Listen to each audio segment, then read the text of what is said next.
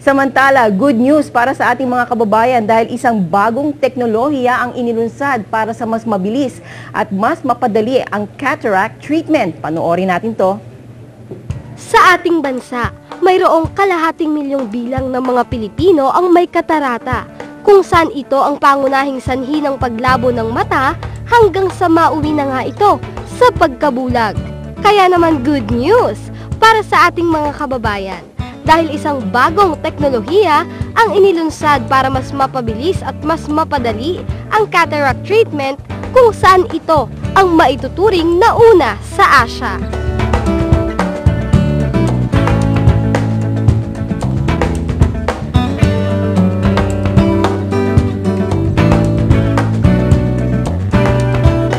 Diabetic retinopathy, yan ang isa sa mga pinakamadalas cause o sanhi ng pagkabulag. No? Ang masaklap dyan, it is preventable. If only we get to see the patients early enough. Ang diabetes kasi, ang sinisira niyan talaga yung mga maliliit na ugat. May madami tayong maliliit na ugat doon sa likod ng mata, doon sa tinatawag natin retina. Eventually, doon sa mga lugar na nagdudugo yung mga ugat, namamatay yung parte na yon. Dapat maagapan talaga ng maaga para maiwasan yung tuloy na pagkabulag. Kung ano na nasira ng diabetic sa retinopathy, hindi mo na maibabalik sa dating linaw yan.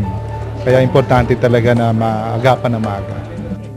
Ay, hindi. Hindi nga ako pinapansin.